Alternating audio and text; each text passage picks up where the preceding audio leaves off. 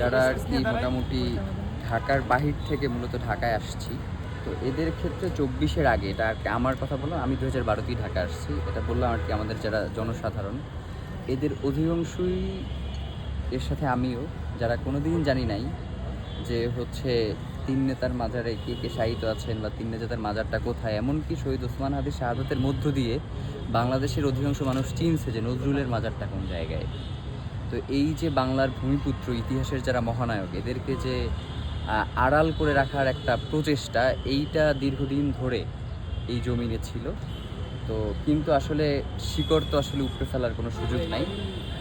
আজ হোক কাল হোক, বাংলার যারা জমিনকে যারা আজাদি এনে দিয়েছে, তাদেরকে তো অবশ্যই কৃতজ্ঞতা এবং স্বীকৃতি জানাবে এই বাংলারই যারা জনগণ রয়েছে তারা। আর শেরে বাংলা একে ফজলুল হক, তার 64তম মৃত্যুবার্ষিকী।